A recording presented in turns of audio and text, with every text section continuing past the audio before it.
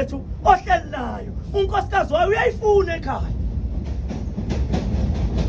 Le ndoda ohleli nayo la eThekwini inomfazi ekhaya, iney'ngane ekhaya. Njengoba lezi y'ngane ey'ngasondliwa, lezi y'ngane ey'ngasenzelwa lutho, loyo nkosikazi angasakutholi ukudla. Uze wazi lezi y'nyembezi ay'khalayo zibuya zize kuwe straight, ayiwele eceleni, uyothi unebhadi ngelinye ilanga.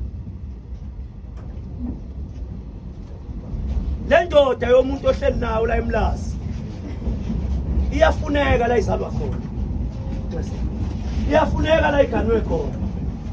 Ndoda yomuntu ohleli nentombazane eThekwini uyafuneka, umkakho uyakufuna. Waze wadela umkakho kodwa Nkosi yami ngentombazane oyifice eThekwini, waze wabulala umzi kayihlo ngentombazane oyifice eThekwini. Uyofuyephi? Uyofuyephi?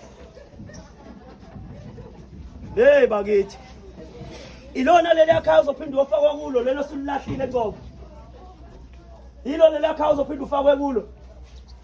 Sikubambile ingane nefiga la eThekwini. Uzincoma uthi kodwa umnyovu wami madoda, umnyovu wami uye kumkakho, umuntu ozokuhlalela etshalini ulibele emnyovu eThekwini. Ngifuna ukubona ukuthi uyozilelwa umabani. Ingoba nomkakho uyobephopha umthetho ukuthi akuzilele, bungeseyena umuntu okuzilelwa wena.